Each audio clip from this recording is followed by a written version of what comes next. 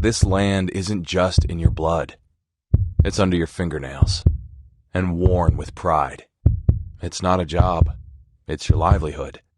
Here, overtime is all the time. But you wouldn't have it any other way. It's written into your DNA. It's what you thrive on. And while farming will never be easy, we can make it better. Introducing the Pioneer 100 series. Meaningfully different canola hybrids. It's time for RealAg Radio on Rural Radio Channel 147 on Sirius XM.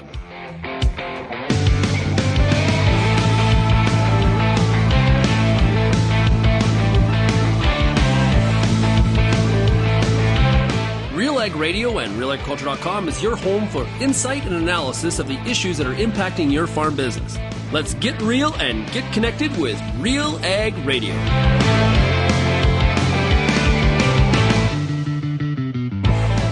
Welcome to RealAg Radio here on Rural Radio 147, Sirius XM. Shaun Haney, your host here on this Thursday edition of the show. Hey, thanks so much, everybody, for making RealAg Radio and Rural Radio 147 a big part of your workday. Of course, as always, a big shout out as well to re-listening on the RealAg Radio podcast. And of course, if you are getting the RealAg Radio podcast this week, you've been checking out our news segment. That's been the bonus. And we really have a lot of fun on Fridays when we have our bonus segment. So even if you're listening here on Rural Radio, make sure you download the podcast and get those that extra piece of content as well. Today's show is the Farmer Rapid Fire like we do every Thursday, and it's brought to you by Pioneer. Check out the Pioneer 100 series, the highest yielding Pioneer brand canola hybrids ever. This isn't just about better canola, it's different canola. Contact your local Pioneer sales representative or visit pioneer.com/100 series. 100 years of Pioneer. Unbelievable. What success. Unreal. Exclusive sponsor of the Farmer Rapid Fire here on RealAg Radio. Okay, so today on the show, we got a good list of wily veterans of the Farmer Rapid Fire. We're going to talk to Ethan Wallace, who is in Seaforth, Ontario. We've got Stewart Skinner is in Perth County. We got Jason Kehler, who's down in Carman, Manitoba. Jim Wickett's in Rosetown, Saskatchewan. Haven't talked to Jim for a while. And then we've got Ambrose Allin from Saskatchewan, a Pioneer rep, agronomist, who will be joining us as well. So great show here today. Looking forward to it. Now, if you have any feedback on today's program, all you got to do is send me an email, shaney@realagriculture.com. You can also call the RealAg feedback line, 855-776-6147, or you can always call that RealAg feedback line, 855-776-6147. Hey, a little bit of a public service announcement here as well, a bit of a call to action for many of you out there. So we do this really cool video series at Real Agriculture. It's called RealAg Shops. Okay, it's brought to you by Princess Auto. It's fun. It's like MTV Cribs for shops, and the farmer, the rancher, leads us through his or her shop, and shows us some of the things they're proud about, why they did certain design things, and where they do certain kinds of work. And there's lots of different ways to build a shop, and just really like profiling the uniqueness. Now, they don't need to be super shops. Although people are interested in that, like these mega shops that are being built, they're almost like commercial shops on the farm. But there's also, where there's renovations. There's somebody has retrofitted a barn into a shop and things like that. We're looking for some shops to be featured this fall and into next year, 2026, and next year's season. So if you have a shop that you would be interested in having us profile it on realagriculture.com for our series RealAg Shops, make sure you get a hold of me. shaney@realagriculture.com. And like I said, all shapes and sizes, all ages. It doesn't have to be brand new. It can be an old shop. Maybe you've got one of those old little Quonsets from back in the 60s and 70s that were built, and you're still using it and it works great. You wish you had a little bit more roof room, but it's functioning and doing a great job for you. We would love to be able to feature your shop. Again, that's RealAg Shops, shaney@realagriculture.com. If you have interest, please reach out to me indeed. Let's start off this week's Farmer Rapid Fire brought to you by Pioneer Seeds Canada in Seaforth, Ontario. We're talking to Ethan Wallace. Hey, Ethan, how are we doing? Good. How are you, Shaun? Man, I'm doing pretty good. Hey, what's happened on the farm this week? Chaos, as always. We had one of those weeks. If a water bowl could overflow and a pipe could burst and a cow could get sick, that's been this week so far. So. Oh, really? Yeah, well, those weeks are going to happen, right? Oh yeah, just another day in paradise. Living the dream. Is that how you put it? Oh, it's that meme or mem or whatever they call them. Be a dairy farmer. It'll be fun, they said. Well, yeah, sure. Some days. I remember when I first started this show, and people were like, "Oh, you're gonna do an hour-long show daily." And I said, "Yeah." They're like, "Man, that's like being a dairy farmer every day." I'm like, I never thought of it that way, but it actually is a little. Except I don't have to deal with the cold. I'm inside the studio. Well, there you go. Yeah. With robots and new barns, it's not that bad in the winter. So. Yeah. I guess how's this year shaping up overall? Pretty good around here. My little neck of the woods in southwestern Ontario has been extremely lucky. We didn't get a lot of rain through the end of June and July and the first bit of August, but we got really timely ones. And now we're getting a decent amount of moisture. Our crops right in this general vicinity haven't ever really suffered. And the unfortunate part is you don't have to go far from here, and corn is 2 feet tall and not going to make a cob. So it's serious. We are very, very blessed. Whoa. See, like, really, it's really that bad? Oh yeah. I was up in Simcoe County 2 weeks ago. On the sand hills, and in some of the areas the corn was 2 feet tall, and just an ugly browny green color. In the Kawartha Lakes area, I have a friend that has turned his beef cattle out on his corn ground because it's not making a cob. It'll never make anything, so he's trying to salvage some valleys. So and that's drought related, right? Yeah, there are some very, very dry parts of the province here in Ontario. And the country, actually. Yeah. I think I read a report said something like 70% of Canada is subject to drought this year. So yeah. From a dairy barn perspective, how the cows been producing milk wise? Decent, not exceptional. We had some trouble putting up our oats and barley last fall. Got it off a little too dry, so it didn't ferment properly. So we had not just the best feed going through them, and in combination with the heat this summer, production was depressed, lower than we typically see here in the summer. So we were just short to just touching quota. So things with the cooler weather and the cooler nights rolling in, cows are starting to ramp up again, and new feed will be off here in about 3 weeks. So that should hopefully turn them around. Is there anything in particular that's worked out really well? So, like our grain corn and like our corn and beans look absolutely spectacular. Our corn silage last fall was some of the best I've ever put up. We're running 60 to 62% moisture and 50% starch. So we have a very high energy corn silage, which makes feeding jerseys a little easier. Smaller cow, smaller stomach, we can cram some more energy in them in the corn silage that they require. So are you that's been really good. Yeah, that's awesome. Are you going to make it to Outdoor Farm Show? Yeah, I think I'm scheduled to be there 2 days. One day to walk around and actually see it, and then one day to work in the Federation booth talking to members and farmers in the area. Oh, spending some time at the OFA booth. Nice. So you've been busy with OFA activities? Yeah, it's been really busy this summer. We were, like I said, we were in Simcoe there 2 weeks ago on a county tour with the board. The executive committee went to the CFA meeting in Winnipeg in July. Had some very good, very productive conversations with other general farm organizations from around the country, and with Canadian Pork Council, who actually, you guys had the report, returned to the CFA table, which is very good to have them back and sharing their perspectives at the CFA table. So, yeah, from your perspective as somebody that's on the executive, right? You're on the executive? Of OFA. Yeah. So why do you think it's really important to have a group like Canadian Pork Council back in the CFA fold?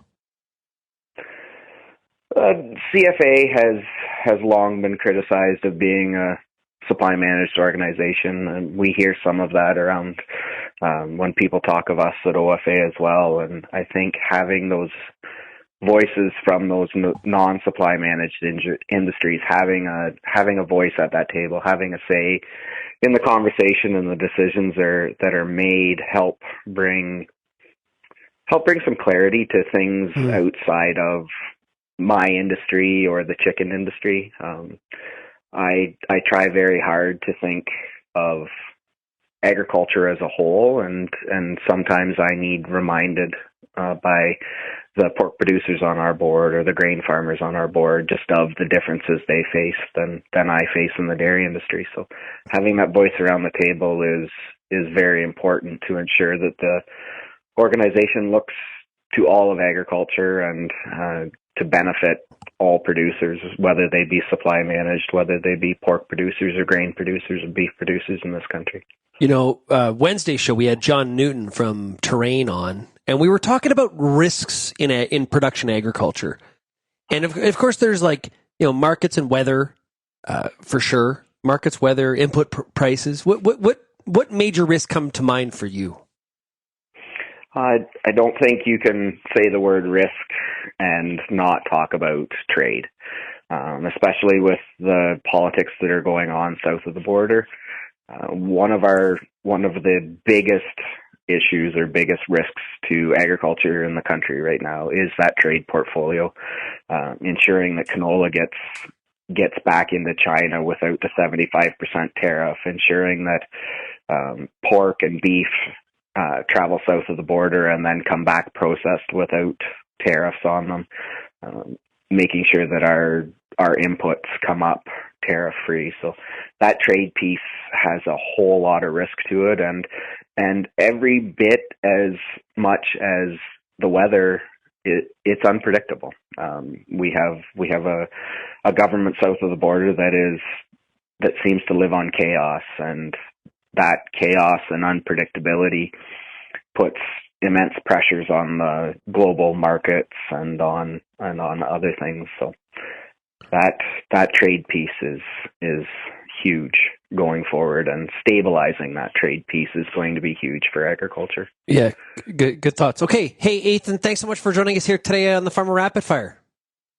Thank you very much for having me, Shaun. Great stuff. Okay, coming up next on the Farmer Rapid Fire, well, you know what? Let's go to Perth County. We'll talk to Stewart Skinner when we come back. You're listening to RealAg Radio, Rural Radio 147, Sirius XM.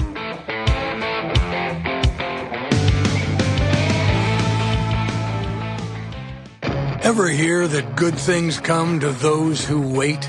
Well, we think it's more like great rewards come to those who book their Invigor hybrid canola early. Through the Invigor Book and Buy Grower Program, you could earn a $30 per bag rebate when you book all your Invigor needs by November 14th. Speak with your local retailer about eligible hybrids. Terms and conditions apply. Book early. Come out ahead.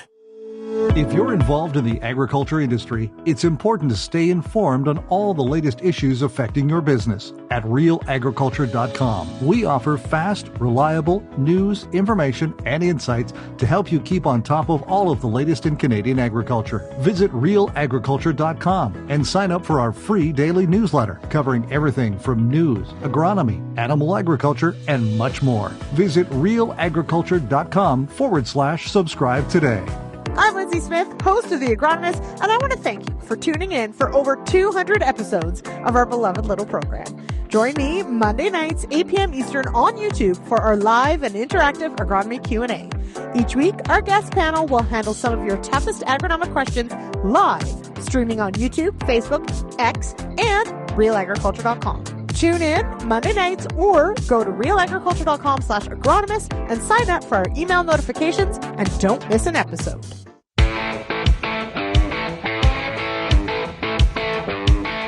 Up next in the Farmer Rapid Fire, brought to you by Pioneer Seeds Canada. Let's go to Perth County, Ontario, and we're talking to Stewart Skinner. Stewart, how are we doing?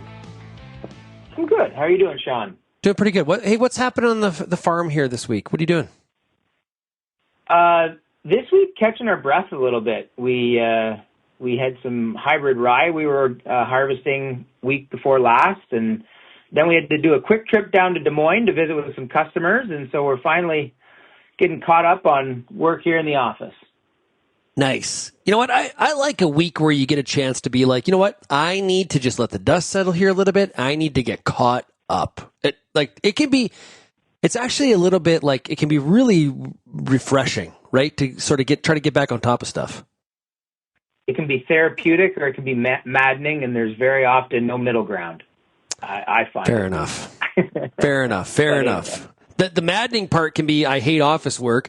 It also can be like, I didn't realize how far behind I am. Exactly. How are things out in the barns? Pretty good. We had a long stretch of hot weather, which I'm just not complaining about. I'm happy that it's not snowing here, but the sows, we do find that in the hot weather, everyone's a little more restless and don't want to eat as much, and so it impacts breeding performance. So we're happy for this we're back to almost like fall-like, if you will, weather this week. And so I'm not sad about that for the animal husbandry standpoint. Yeah, there is like a comfort thing, right? Where whether it's animal or humans, when the heat is so intense, you just don't feel very active, right? And you don't feel like you got a big appetite, and the animals are no different than humans. 100%. And we had a lot of 30 plus days there in July and early August. So it was a long stretch of hot weather, that's for sure. Yeah. For you and some of your specialty pork products that you're producing, how's the market been? I continue to be amazed at the resiliency of specialty food markets. It almost seems to be almost immune to some of the external economic news, if you will, and maybe that's just the nature of who buys these things. But it does seems to be continues to be pretty strong. It's, as I said, I find it surprising, but I'm not complaining. Yeah, well, if you're complaining, I would question, Stewart, what is wrong with you? Would Stewart Skinner ever be happy? There you go. Yeah. I was just, that's one of the things we've been talking about, through this time where beef prices have been just spectacularly high. The consumers really shown their demand for protein, and that consumer demand for protein, as diets are shifting, it's really helped out the entire protein complex, right?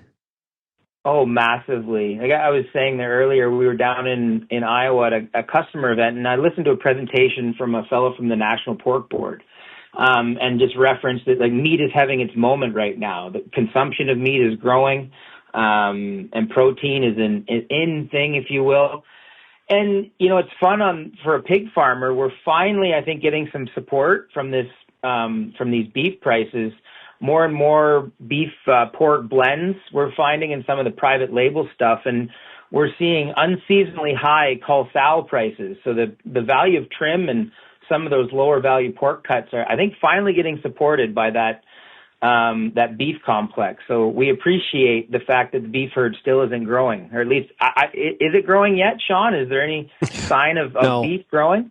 No, not really. No. Yeah. Yeah, well, and here's the thing, Stewart. Like the math works in animal protein's favor. Okay, so if you were a regular consumer and you're like, you know what, I gotta get my health side of my life together, right? And so you go to a nutritionist. I pretty much guarantee you. Okay, now there may be a different number of workout plans that the nutritionist or fitness consultant is going to give you, but when it comes to the eating side of the aisle, they are most likely to tell you you're going to need 1 gram of protein for every pound of ideal body weight. And when you do the math, especially on the average sized man, they're eating more animal protein than they were in the future than they are today, right? And this is the shift that we've seen in diets, especially with some of the GLPs that are out there. From a weight loss perspective, it's working in animal proteins in their benefit. It's wild how that's shaping diets. And it's why I like going to some of these events where you get to listen to some presentations, because a different speaker touched on how those different weight loss shots, for lack of a better term, are shaping people's appetites and even how they taste flavors, which again was kind of blowing my mind a little bit. And to your point, meat is becoming even more important in that reduced intake diet. So I'm hoping it's a trend that lasts and it's not just a fad. I think we've got long-term the human race on our side here. We've been omnivores for a long time, and meat protein has always been an important part of a healthy diet. I think we forgot that for a little while. It's glad we're being reminded of it now. Yeah, absolutely.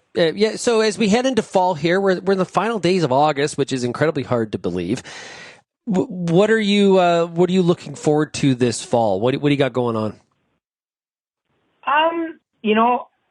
My dad actually just had his second knee replaced yesterday, so I'm a bit of a lone soldier on the small amount of organic harvest we have to do. But we have enough biodiversity, as I like to say, but weeds, most would say, in our soybean fields that can be a bit of a drawn-out process. So looking forward to doing some harvest and hopefully getting some sunny days. But beyond that, just trying to churn out pigs, Shaun. And if we can shave a couple pennies out, it'll be a great fall. Yeah. Stewart, you've always been somebody that struck me as somebody on top of their production numbers. Am I landing pretty good there? Well, we try. I mean, when you have a wife that teaches accounting, you're screwed.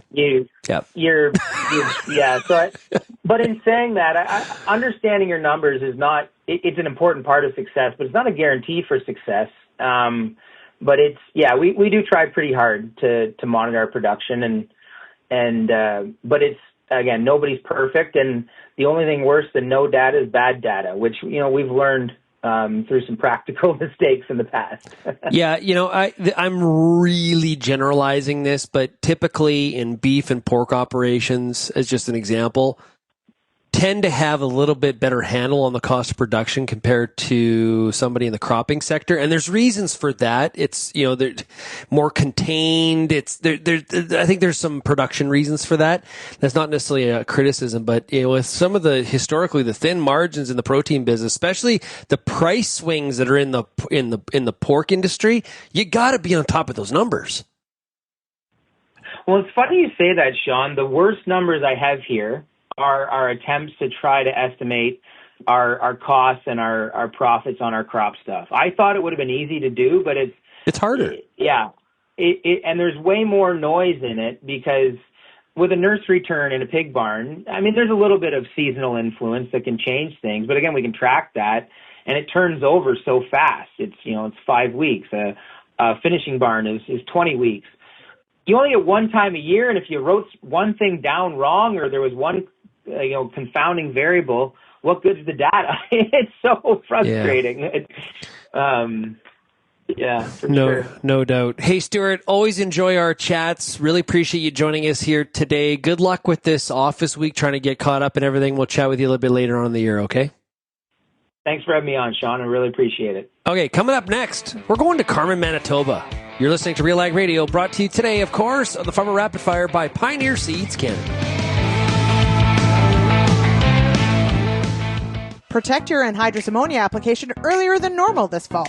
Defend against potential losses and protect your bottom line with new Centuro A-Pro Nitrogen Stabilizer. Patented active ingredient pronitridine offers agronomically effective protection where it matters most, below ground. The new concentrated formulation lowers application rates. Start early with Centuro A-Pro as part of your nitrogen management plan.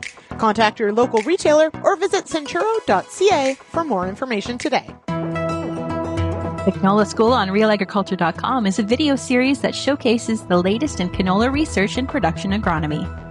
Learn from some of the best at your own pace through quick and timely producer-focused videos available on our YouTube channel. The Canola School on RealAgriculture.com is the quickest way to keep up to date on all the latest in canola production. Boost your canola IQ with the Canola School, brought to you by BASF, and visit canolaschool.com.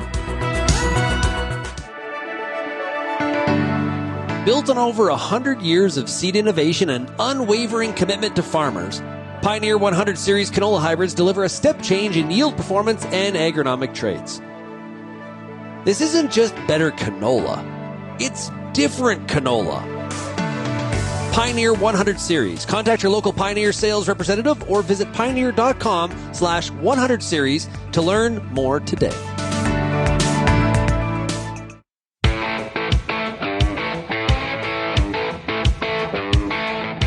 And we're back here on RealAg Radio, brought to you by Pioneer Seeds Canada. Let's go to Carman, Manitoba, and find out what's happening there in that very highly productive area.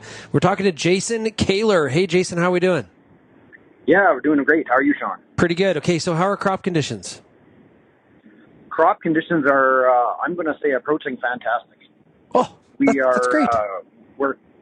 We're kind of in the throes of harvest, I guess. We've had a bit of a slow August with some rains and that, which is good. But we're coming. I'd say we're 3/4 of the way through the wheat right now. We had some ryegrass seed that we took off before that. So harvest is underway. Nice. Well, this is great. Okay, so you're in the combine right now, correct?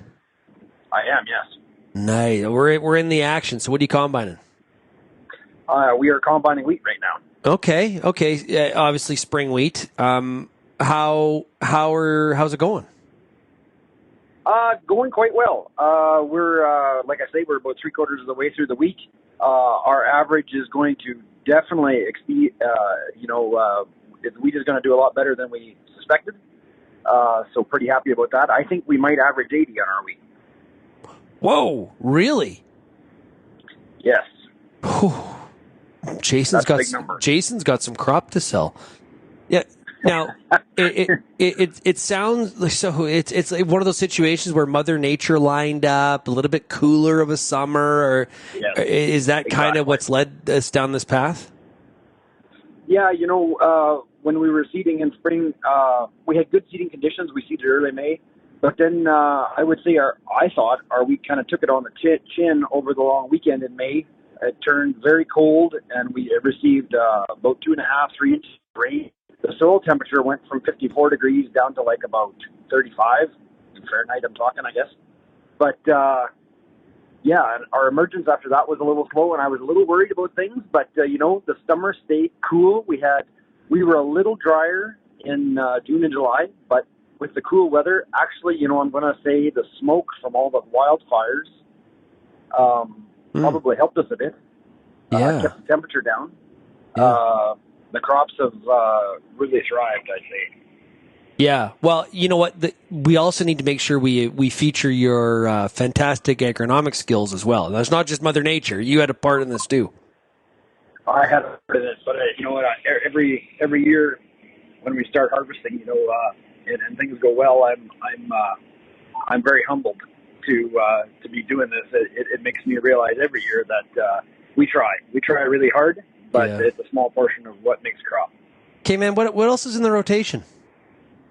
Okay, so we've done our ryegrass, and we're working on wheat. We're going to go to oats and canola next.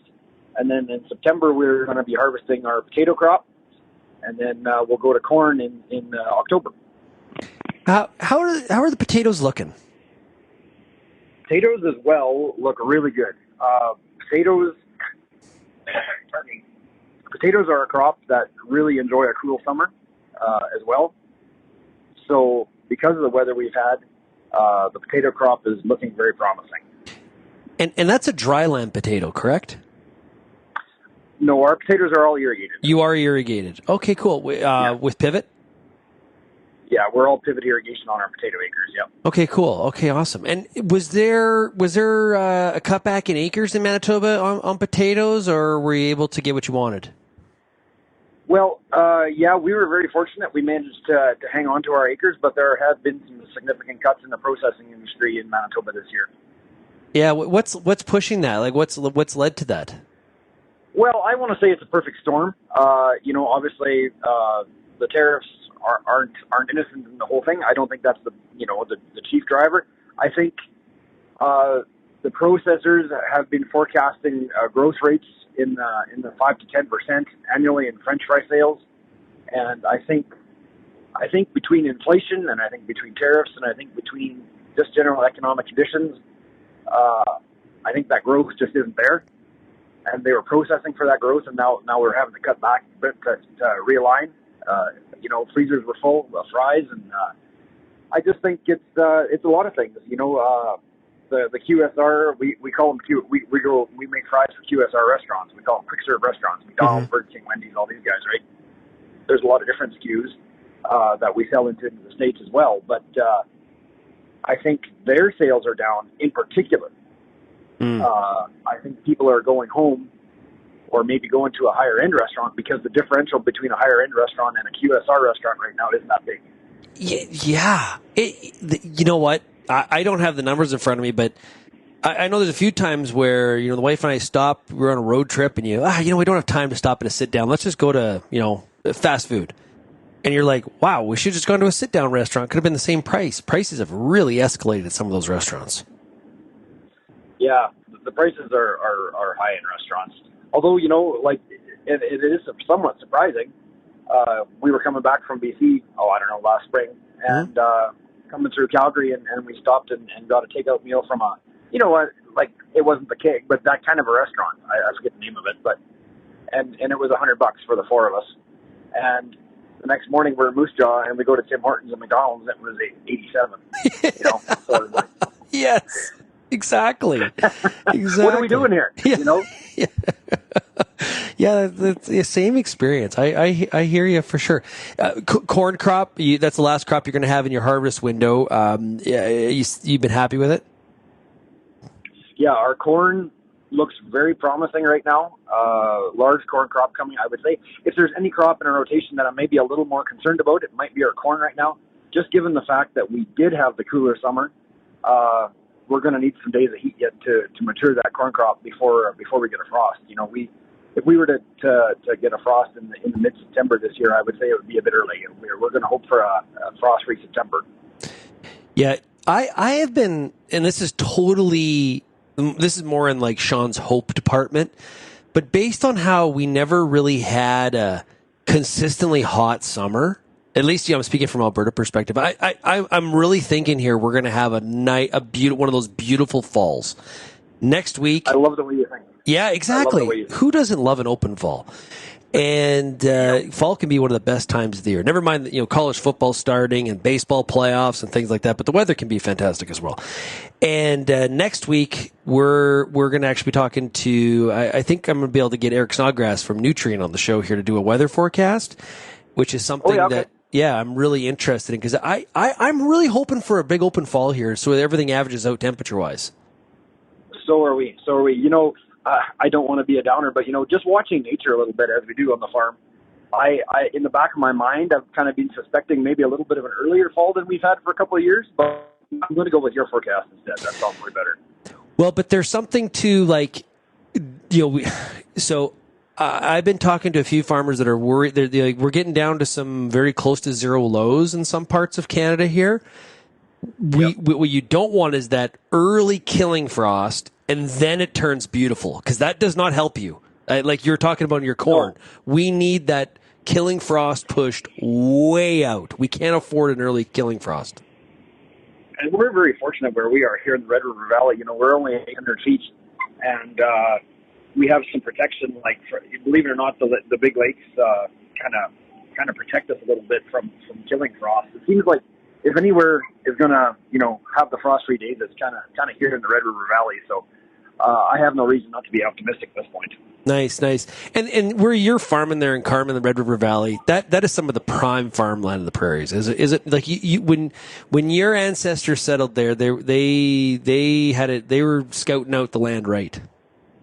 I don't know. I guess the grass is always greener, Shaun. But I drive to different parts of North America, and I see a lot of beautiful areas. I think yes, as far as farming goes, The Red River Valley is very, very bountiful, very, very productive. We've got it pretty good. I've got friends, but I've got a buddy that farms up at Russell, and they do pretty well too. They have some beautiful country and very productive. So I think beauty's in the eye of the beholder, eh? Well put, my friend. Well put. Hey, Jason, thanks so much for joining us here today on the Farmer Rapid Fire. Really appreciate it. Yeah, right on, Sean. Always a pleasure. Okay, up next, we're going to Rosetown, Saskatchewan. Jim Wickett standing by. You're listening to RealAg Radio, brought to you by Pioneer Seeds Canada.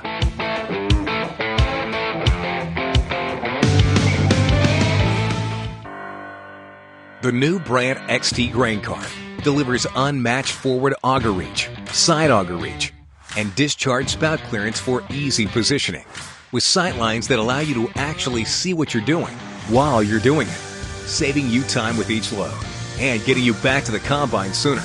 They say hindsight is 20/20. We say seeing what's in front of you is better. Lead the field with the new XT grain cart from Brandt. The Pulse School on RealAgriculture.com has everything you need to get your crop off to a great start and a strong finish. Whether you're growing chickpeas, faba beans, lentils, or peas, you'll get all the latest and best agronomic information at PulseSchool.com. A library of top-notch agronomy videos from industry experts available on demand at your fingertips. Visit the Pulse School, brought to you by BASF on RealAgriculture.com.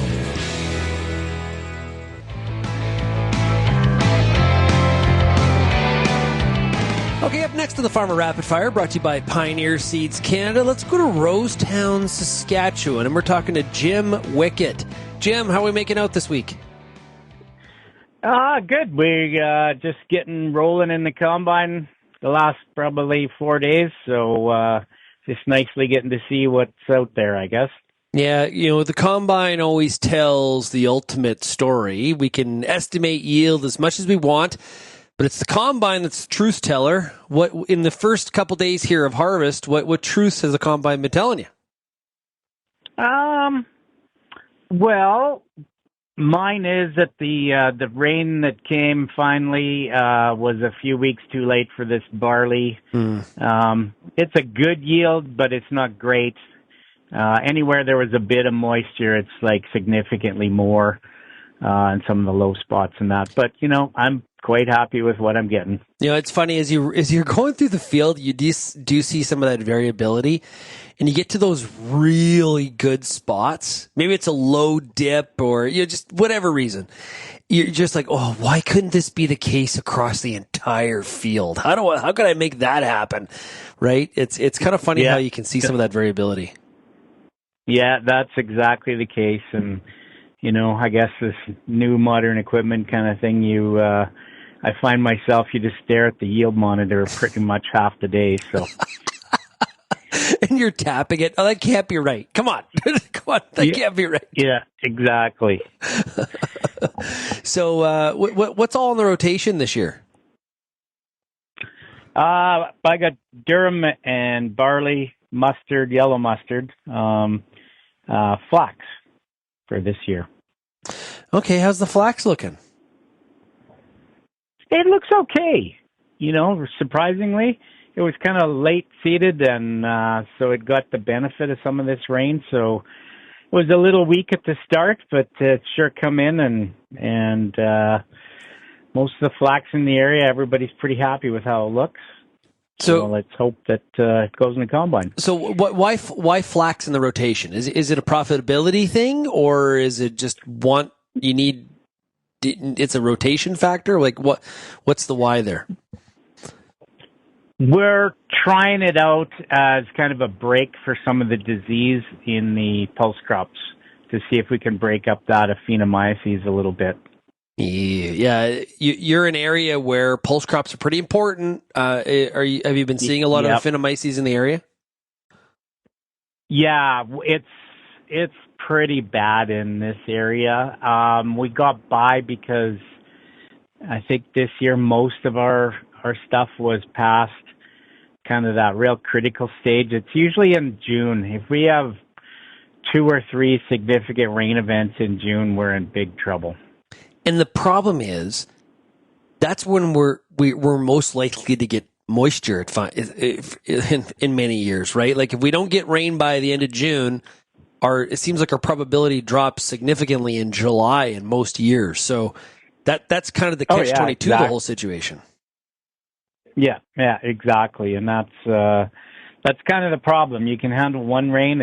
It's in this heavy clay. As if it doesn't get dried out again before the second or third rain comes, and then you're in big trouble. Yeah. How has the combines been running here in the early days of harvest? Good. This barley's probably averaging around 80, so there's nothing to really complain about that. Yeah. Do you find like you get good? There's a number of different dealers in as I drive through Rosetown on the way to Saskatoon. Seems like there's some pretty big dealers in that area, and so you got lots of options. Yeah, we really do. We're pretty lucky. We've got one really large John Deere dealer here that they built their reputation on service, and they it's second to none. You kind of make a phone call, and half an hour later, there's a truck in your field. When you're deciding to purchase a new or used machine, I don't think it really matters. Where does the quality of service fit into that equation? Like price is obviously like you got to be in the right ballpark. Is service like the number two thing, or where does it factor in? I would say it's right up there. The older I get, the less I want to skin my knuckles, so that it's becoming more important now. But yeah, it's pretty important. Parts and the service are the two number one things. Is you're not wanting to wait a day or drive. For us, we have a 3-hour drive one way to Regina to the parts depot if it's not here. So it's pretty critical that your dealer has a good parts department. Yeah, you go to Regina instead of Saskatoon? Well, the parts depots are in Regina. Okay. Like the main depots, yeah. Okay, yeah, that 3 hours one way, that adds up to you're burning up part of the day, especially if you don't got a bunch of hired help around you and you're doing it yourself, right? Those are hours you're not combining. Yeah, you're parked, or I'm parked anyways. Yeah. I'm on the road. Yeah, for sure. Hey, the last couple of weeks we've been talking a little bit about it's a U.S. thing, but I've been asking Canadian farmers about it. They're making some changes to the DEF in terms of how long you can go without your DEF being topped up, and farmers they don't like having to deal with some of the DEF issues. In some of the cases now, it's going to be, I think it's starting in 26, or 27 models. It's going to be like upwards of a month you can go instead of 4 hours on some of the units. Do you think that's a change they should make in Canada? Yeah, I think so. I mean, I would suggest it would be interesting to track it through a dealer or something. The amount of calls that they have related to DEF, I would say any benefits from DEF are probably ate up by the service call and the one-ton truck coming out to hook a computer up and reset everything, or change a pump, or those things. I think those are things that should be factored into this equation. But it's sometimes you're not. I know for me, I'm 5 miles away some days on a field, and I'm running low on DEF, and it's a real pain in the neck because I got a pump and everything at home next to my fuel. I can easily move fuel to the field, but DEF, I'm at the dealership paying, quite a bit more money for jugs because I can't use my bulk system. So. Yeah, no, that's a good point. This is math we should definitely look into for sure a lot more. What's your thoughts on the first 100 or 110 or whatever we are days of Prime Minister Carney? You see a change from Prime Minister Trudeau? No, I'm not seeing any change. I'm not hearing any change. There's a few new people around, but by and large, the ones in charge, it's the same old gang, and they have their agenda, and I think they're sticking to it. What would you like to see them do for agriculture, Jim? Well, if Carney called you this afternoon and said, Jim Wickett, what do we need to do? What would you tell him? Well, first of all, some trade deals, like get this thing with China figured out. That's the number one thing. I don't even grow canola. And, I'm talking to a couple of brokers in the last couple of days, and they're like, it's literally dragged down the price of every commodity, even if it's not affected. It's just because people are, they're the traders, everybody's just on edge. And you just gotta, we got to do that. We haven't had a trade mission, it doesn't seem like, in I don't know how long, that's accomplished anything. So those are what I think. They need to get to work, and they don't seem to be. Appreciate your thoughts, Jim. Hey, good luck with harvest, and stay safe out there, okay? You betcha. Thanks, Shaun. Great stuff. That's Jim Wickett out of Rosetown, Saskatchewan. We're back with more of the From Rapid Fire, brought to you by Pioneer Seeds Canada, right after this.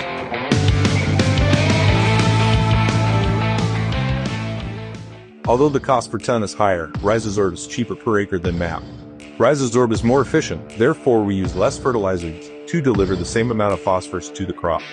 On average, growers save $5 to $7 per acre, and Rhizazorb has a demonstrated yield increase of 3 to 5 bushels, generating a $20 ROI compared to MAP. You can go to phosolutions.com and check out our grower savings calculator and see how much you can save on your farm.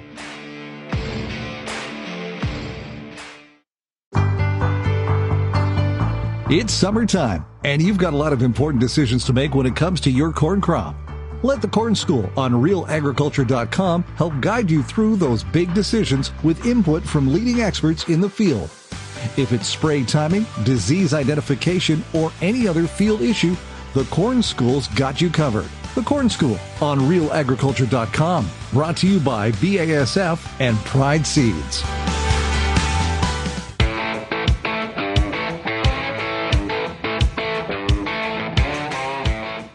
Welcome back to RealAg Radio here on the Farmer Rapid Fire, brought to you by Pioneer Seeds Canada. And joining us right now from Pioneer Seeds Canada, it is Ambrose Allin, based out of Saskatchewan or in the Yorkton area. How are we doing today, Ambrose? I'm doing all right. Thanks for asking. How about yourself? Yeah, I'm doing pretty good. So what's your territory? I said Yorkton, so how expansive is that? So I'm based out of Yorkton, but I cover the east and southeast. So as far north as Priestville and the area around there, and then probably as wide as Wynyard, and then all the way down to the border, U.S. border, and across the Manitoba border. So yeah, it's quite an area. Yeah. You're covering some kilometers. Yeah, we log some miles, that's for sure. Okay. That's one time I had a friend that was in the forage industry, and his territory was Alberta and British Columbia. It's like, wow, okay, that's that's vast. a lot of wind chill time to do some thinking. Too much thinking. How are the crops in the territory? I think they're all right. We do have, we struggled early with missing a little bit of early season moisture, and that held things back. But it's quite a range, as you go north, there maybe can look a little bit weaker, but hopefully guys are pleasantly surprised. And as you go south, they had a little bit more moisture and some stronger crops down there. So I guess not like any other year where you have the mixed bag of everything, but there seems to be a little bit like the north and south lines seem to play a part in the moisture we had this year. Yeah. And where's kind of that line? Well, I think thinking back to early spring, we had a snowfall late April, and it kind of stopped just south of Kamsack. So anything south of there is pretty good, and I think that snow really, really helped out in the springtime because we really didn't have a lot of moisture. And anything north of that, it's a little bit weaker. It's not bad, but it's a little bit weaker than normal. Do you think that on canola? Like last year was disappointing. Like it hurt, right? But Mother Nature stole it from us, right? It wasn't, farmers didn't screw up. Mother Nature stole it from us. This year, would you say we're like kind of average, maybe a little bit above average, do you think? Or how would you describe it? Yeah, I would say average as a whole, some areas above. I think we had the type of year, everything right, like you said, and then Mother Nature holds the trump card, of course. But last year we had a season where we had lots of moisture and lots of great conditions off the stop, and then the taps turned off. This year is a little bit opposite. It was a little bit drier start, very dry June, July, and then we caught some late season rains that, with that elastic plant that canola is, maybe we some of those rains are going to help out, and hopefully we do have those yields that the guys are looking for. What are you seeing in terms of the swathing versus not swathing? Are people really trying to do the straight cutting, or like what do you see in your territory? In the years past, I think we see a real push to move everything to straight cut, and there's still a strong straight cut presence out there. But I'm starting to see more and more windrows around the country, and I think that's just a way guys are using to manage. I think guys can pick them up a little bit quicker than straight cut them. Sometimes if you time it right, it'll bring that crop in a little bit quicker. And then the other thing we're seeing a bit of is that weed a few people are aware of, kochia, out there. And the enemy of everybody, man. Yeah, everybody's enemy. And I think I've seen a few fields where there's 20 or 30 acres swath, and there was a lot of kochia in there, and they're just using it as a tool to dry down that weed as well. But some other guys are starting to use just swathing as a management tool on the farm. And I think the other good thing I've seen is the mowers have been out a bit to mow down some of those kochia patches, which can help us out in the future. So. Yeah, we had your colleague Doug Moisey on the show 2 weeks ago, and we were talking about staginess, and it can happen in some of the fields. Are you seeing that in your area this year, or has just the way the weather patterns have been, has it worked out to be a little more even? Yeah, I think, off the start, it was quite stagey. Of course, low spots came quick and the hilltops were coming late. But I think we didn't have a lot of moisture, but it was pretty timely, and it has balanced out. And, if you could choose staginess, that would be probably the way you want it. Your hilltops being a little bit later at the start of the season, they're usually earlier at the end of the season. So it's kind of helped that out a little bit, I would say. Yeah. And, I've been saying the last couple of weeks, I can't believe we're already getting into the back end of August, which is the year just has flown by. And of course, we got a lot of crop yet to get in the bin, but also we got to start to think about 26, right? And in hybrid selection, and no better time to do that than when you're riding around the combine. Yeah, absolutely. The proof of the pudding is in the eating, right? So I'm pretty excited about some of our new, a couple new 100 series hybrids look fantastic out there. Some of the other hybrids are looking very good, very heavy. It looks like some of them have quite a bit of yield potential. So I'm excited about what the harvest season is going to be. And I couldn't agree more. That summer just flies by. Every year when I get to August, I kind of stop for a minute and think, did we have July? Yeah, exactly. Exactly. I still think we missed it, but here we are. And where you go. Yeah, you've been getting some rain lately too, right? Yeah. In the last 2 weeks, right at my place here at Yorkton, we had 2 inches, but some guys had 4, some guys have had 5, and we're ready for that to stop. It'll just make more rain is no good. Let's get into a dry cycle here. We have heat for this week. It'll bring things in really quick, and let's get those combines going and keep guys happy. Yeah, well, happy farmers is what we're looking for sure. Hey, Ambrose, thanks so much for joining us here today in the Farmer Rapid Fire. Really appreciate it. Yeah, appreciate it, Shaun. Thanks a lot. Yeah, great stuff. And Ambrose mentioned Pioneer 100 series. It's the highest yielding the highest yielding Pioneer brand canola hybrids ever. And like you heard me said, it's not just better canola, it is different canola. Contact your local Pioneer sales representative or visit pioneer.com/100 series to learn more. If you have feedback on the show, send me an email, shaney@realagriculture.com. Thanks so much for getting real and getting connected with RealAg Radio. Cheers, everybody. And welcome to the bonus section of today's show. Hope you enjoyed the Farmer Rapid Fire today on the program. Now we're going to get into the top ag news stories of the day. And today's news is a little bit global in nature. A lot happening outside outside the borders of the country. But Mexico has a very concerning story. I mentioned earlier this week the human case of screwworm that was found in a person returning from Central America into Maryland. Mexico has reported 5,086 cases of flesh-eating screwworm in animals as of August 17th, marking a 53% jump from July, according to the government data reviewed by Reuters. The outbreak, which includes 649 currently active cases, has hit cattle hardest, but also affected dogs, horses, and sheep. Quote here from Neil Wilkins, CEO of the East Foundation: "This is absolutely concerning," noting the sharp rise during extreme heat suggests the outbreak is not under control. Screwworms, which burrow into living flesh after hatching from eggs laid in wounds, can devastate livestock herds and wildlife populations. And of course, we know that U.S.-Mexico border is still closed to feeder cattle coming north because of this screwworm outbreak. USDA will send a team to Mexico in 2 weeks to verify containment protocols. Deputy Secretary Stephen Vaden said Tuesday at the Farm Progress Show. The surge follows confirmation of that U.S. human case linked to travel from El Salvador earlier this month. Yesterday on the news, we were talking about what could potentially happen with railway mergers going forward. There's a lot of expectation that we are going to see a lot of M&A activity in the corporate world here, not just in agriculture, but many different streams of industry. One of the big topics is what happens with this Union Pacific Norfolk Southern M&A deal that was announced going several weeks back. President Donald Trump has fired Robert E. Primus, who is a Democratic member of the Surface Transportation Board, the STB, the railroad regulator currently reviewing the proposed merger between Union Pacific Norfolk Southern, described by the Wall Street Journal as a mega merger.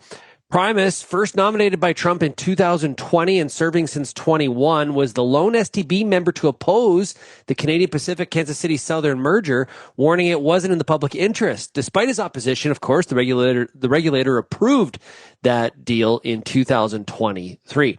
The firing, delivered by email late Wednesday from the White House from the White House Presidential Personnel Office, gave no explanation, according to the Journal.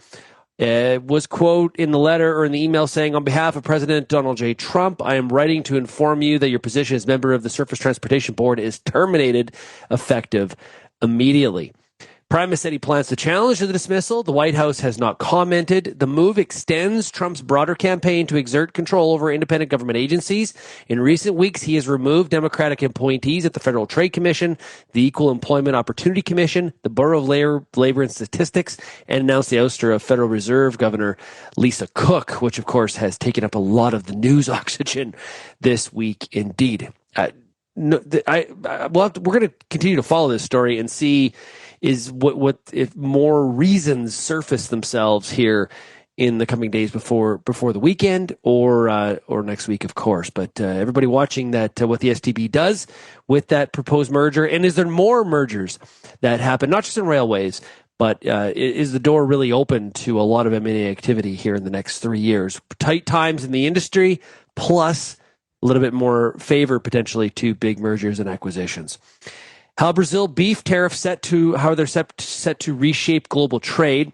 Higher U.S. tariffs on Brazilian beef are expected to redirect global trade flows, analysts told Reuters. With President Trump's 50% tariff on Brazilian beef in effect since August 6th, exporters anticipate increased U.S. imports from Mexico, Australia, and potentially Argentina, while Brazil redirects more shipments to China and other destinations. Brazilian beef, previously subject to a 26.4% U.S. import tax beyond quota limits, now faces an additional 50% levy.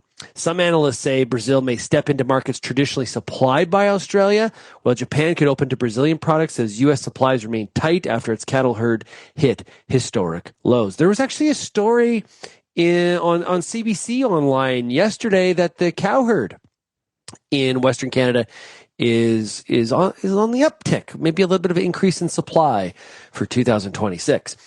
Sticking with what's going on around the world, Prime Minister Modi from India will meet Chinese President Xi Jinping and Russian President Vladimir Putin this week, and later host Brazil's leader as well, as India seeks to reposition itself in the global economy. India really in the news here right now.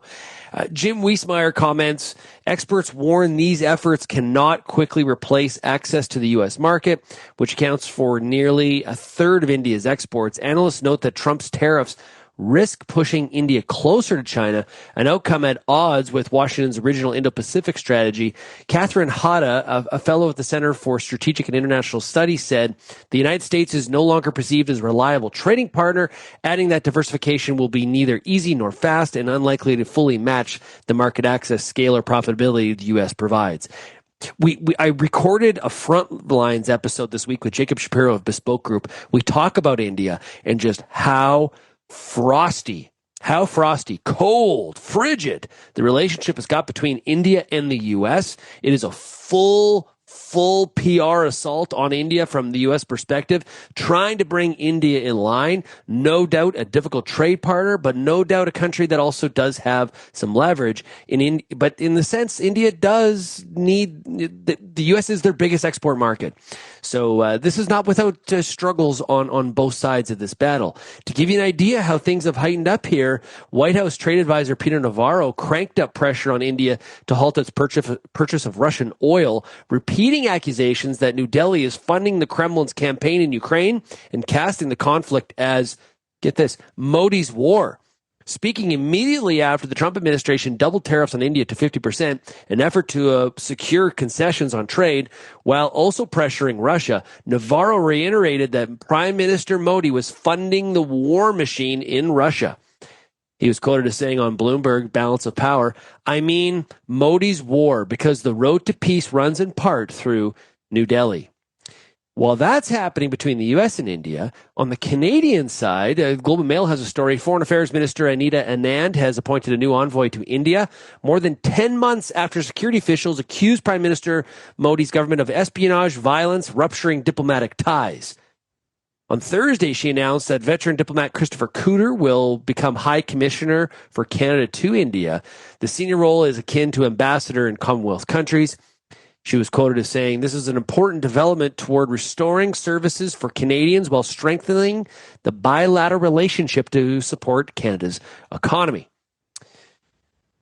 The two countries remember, they gotta go back. Remember in history here, they were expelling each other's diplomats and it was frosty, and maybe this is a sign that things are warming up. Maybe India is going to be, China's used Canada to get back at the U.S. or to prove as an example.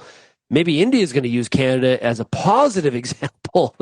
Canada always in the middle of these things. Russia. Now, while we've thought, or maybe we were led to believe that we were getting maybe closer to peace potentially between Russia and Ukraine, that is not the case. Russia launched a major air attack early Thursday on Kyiv that included a rare strike on the city center, killing at least 18 people, wounding 48, and damaging European Union diplomatic offices, according to authorities. The bombardment of drones and missiles was the first major Russian attack on Kyiv in weeks, as the U.S.-led peace efforts to end the three-year war struggled to gain traction. Britain said the attack sabotaged peace efforts, while top EU diplomat Kaja Kallas summoned Russia's EU envoy to Brussels over the strikes that damaged EU offices. So doesn't seem like we're getting anywhere closer to peace over there between Russia and Ukraine. Yeah, if you have any feedback on today's program, we'd love to hear from you. You can send me an email, shaney@realagriculture.com. Hope you enjoyed today's Top Ag News Stories of the Day. Make sure tomorrow you tune in, as we've got, of course, the Real Ag Issues panel. Tyler McCann of Cappy, Lindsay Smith, Kelvin Hepner, and myself breaking down, debating the biggest issues of the week. Cheers, everybody.